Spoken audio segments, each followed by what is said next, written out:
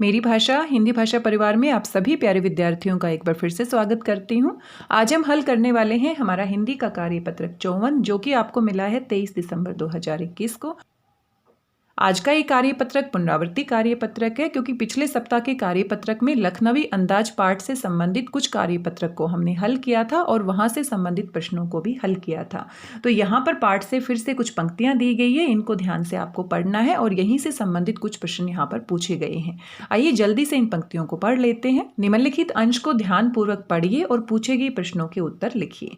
व्यंग साहित्य की एक विधा है जिसमें हास्य भाव में महत्वपूर्ण बातें कह दी जाती है और हम अच्छे से जानते हैं जो हमारे ये निबंध है लखनवी अंदाज, ये व्यंग्यात्मक निबंध है। इसमें व्यंग किया गया है, परजीवी संस्कृति पर व्यंग किया गया है, सामंती समाज पर व्यंग किया गया है। तो व्यंग विधा में क्या होता है, हास्य भाव में महत्वपूर्ण बातें कह दी जाती है और सामने वाले या सुनने वाले को बुरा भी नहीं लगता। लखनवी अंदाज पाठ यशपाल जी द्वारा लिखित एक व्यंग है। प्रस्तुत व्यंग पाठ में पतनशील सामंती समाज वर्ग पर कटाक्ष करते हुए, कटाक्ष का अर्थ भी क्या होता है, व्यंग करना, लेखक ने कहा है कि ये वर्ग वास्तविकता से बेखबर एक बनावटी जीवन शैली का आदी है।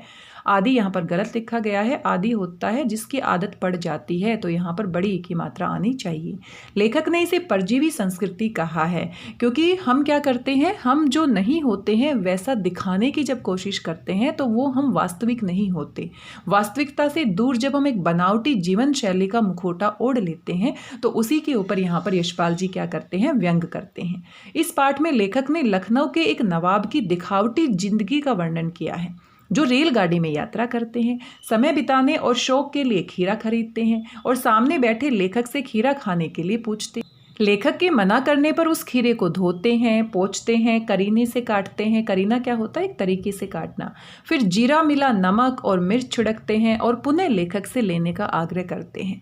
लेखक पहले इनकार किए जाने के संकोचवश मुंह में पानी आने के बावजूद भी दोबारा मना कर देते हैं क्योंकि लेखक को लगता है कि वो मन से नहीं चाहते, उनको खीरा खिलाने के बारे में नहीं पूछ रहे हैं बल्कि वो दिखावा कर रहे हैं, जबरदस्ती कर रहे हैं। तो लेखक खाना तो चाहते हैं, मुंह में पानी भी आ जाता है, लेकिन फिर भी वो संकोच करते हैं, हिचकिचाते हैं। नवाब साहब खीरे के एक एक फांके को उठाकर मुंह के पास ले जाते हैं, नाक से सूंघते हैं, खिड़की से बाहर फेंक देते हैं।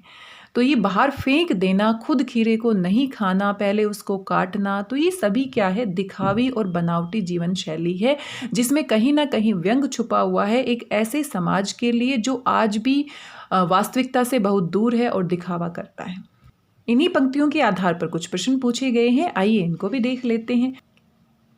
व्यंग विधा की क्या विशेषता होती है। अभी अभी इन पंक्तियों में हमने जाना कि हंसी के भाव में कुछ ऐसा कह देना जो सुनने वाले को बुरा भी ना लगे और हम अपनी बात को भी कह दें या कटाक्ष कर दें, उसी को हम क्या कहते हैं, व्यंग विधा कहते हैं।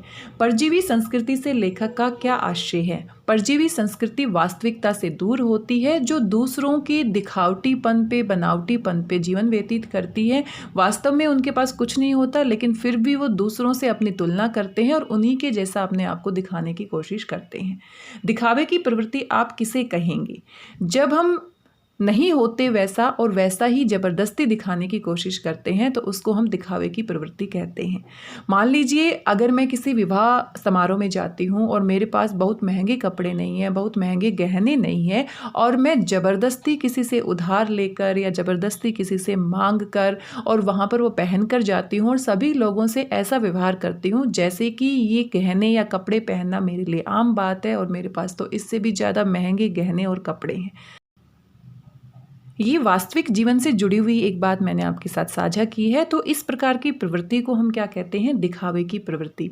जो हम नहीं होते, जो हमारे पास नहीं होता, उसका भी दिखावा करना, क्योंकि जो हमारे पास है तो यानी कि वो हमारी वास्तविकता है, हमारे पास है तो हम दिखा सकते हैं, लेकिन जो नहीं है उसका भी दिखावा करना, तो वही क्या होती है, दिखावे की प्रवृत्ति।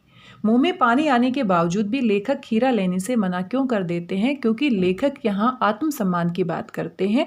शुरू में जब वो डिब्बे में आते हैं तो नवाब साहब बातचीत नहीं करते हैं, इधर उधर देखते हैं, उनको अनदेखा करते हैं, लेकिन बाद में जब वो अचानक से उनसे इस तरह से बातचीत करते हैं, खीरे के शौक फरमाने के बारे में बातचीत करते हैं, तो उनको अजीब सा लगता है, उनको लगता है कि वो ज़बरदस्ती कर रहे हैं और इसीलिए नवाब साहब मुँह में पानी आने के बावजूद भी संकोच के कारण, अपने आत्मसम्मान को बचाने के कारण खीरा खाने से मना कर देते हैं। तो ये कुल हमारे 4 प्रश्न पूछे गए थे, बड़े ही आसान से थे। और साथ में गतिविधि, इसको भी आप पढ़कर देख सकते हैं। समाज में दिखावापन की मानसिकता का कोई एक उदाहरण देते हुए व्यंग के रूप में लिखने का अभ्यास कीजिए। तो आप भी अपने आसपास अगर कुछ ऐसी परिस्थितियां देखते हैं जहां पर लोग दिखावा करते हैं, जैसे अभी अभी मैंने आपके साथ एक उदाहरण साझा किया कि शादी और विवाह के अवसर पर लोग महंगे महंगे कपड़े पहनते हैं, हालांकि उनके पास वास्तविक जीवन में नहीं होते, लेकिन फिर भी वो उधार लेकर मांग कर पहनते हैं। या फिर अनेक ऐसी परिस्थितियां हमारे आसपास के जीवन में आप देखते हैं जहां पर लोगों के पास कुछ भी नहीं होता, लेकिन फिर भी वो बड़ी बड़ी बातें करते हैं, हवा में छोड़ते हैं, इतनी बड़ी बड़ी बातें करते हैं जैसे सच में ही वो वैसे हैं लेकिन वैसे नहीं होते हैं। तो ऐसा कोई भी उदाहरण आप लेकर उसके ऊपर एक व्यंग के रूप में लिखने का अभ्यास कर सकते हैं।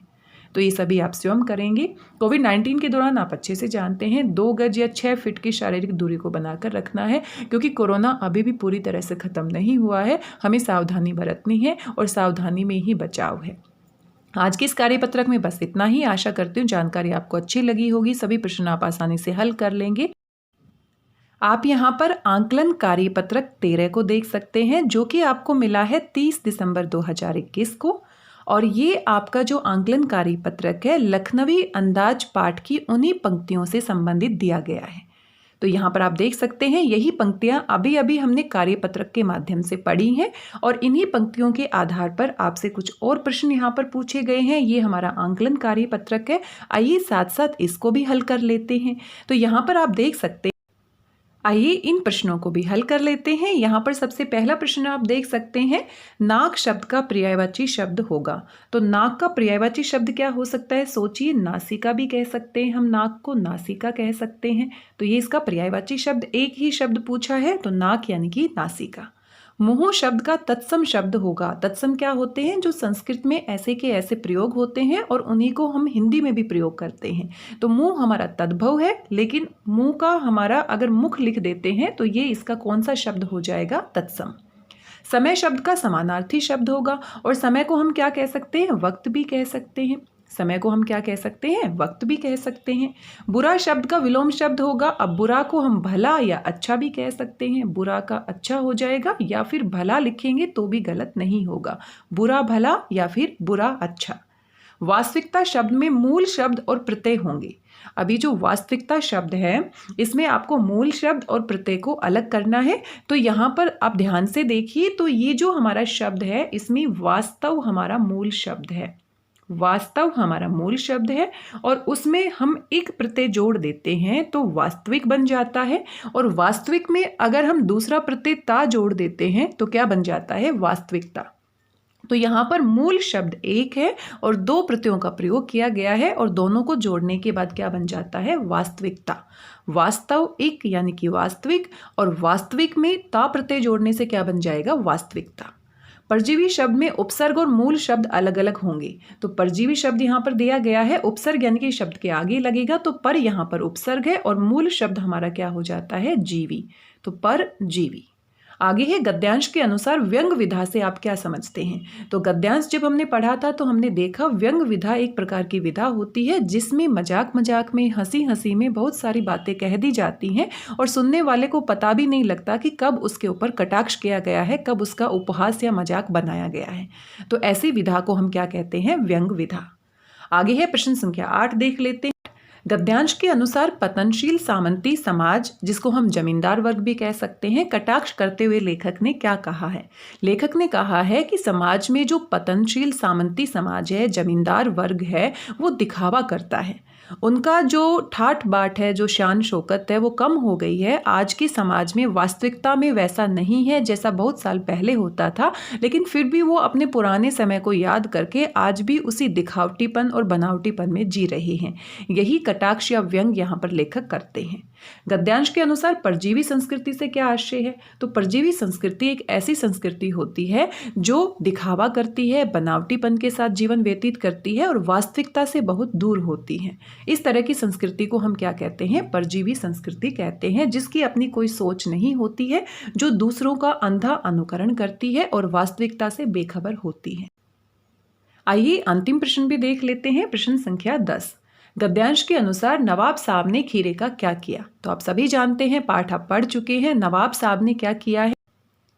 आप अच्छे से जानते हैं, गद्यांश अभी अभी आपने पढ़ा है। तो नवाब साहब क्या करते हैं, 2 ताजे और चिकने खीरे अपने सामने तौलिया बिछाकर बहुत अच्छे से वो रखते। आप यहाँ गद्यांश में देख सकते हैं नवाब साहब क्या करते हैं, अपने जो खीरे हैं उनको बहुत करीने से काटते हैं, फिर जीरा नमक मिर्च छिड़कते हैं और पुनः लेखक से आग्रह करते हैं कि वो ले ले। लेकिन लेखक अपने आत्मसम्मान को बचाने के लिए संकोच की वजह से मुंह में पानी आने के बावजूद भी खाते नहीं है और नवाब साहब खीरे के एक एक फाके को उठाकर मुंह के पास ले जाते हैं, नाक से सूंघते हैं और खिड़की से बाहर फेंक देते हैं। यही सभी बातें आपको प्रश्न संख्या 10 के उत्तर के रूप में लिखनी है। तो बड़ा ही आसान सा यहाँ पर गद्यांश दिया गया था, बहुत ही आसान से प्रश्न थे, कुछ भी मुश्किल वाली बात नहीं थी, तो आप इसको भी पूरा कर लेंगे। आज की इस वीडियो में बस इतना ही। मिलते हैं किसी नए वीडियो के साथ, तब तक स्वस्थ रहिए, व्यस्त रहिए, मस्त रहिए, खुश होकर अभ्यास करते रहिए। मेरी भाषा हिंदी भाषा परिवार के साथ जुड़ने के लिए आप सभी का धन्यवाद बहुत बहुत।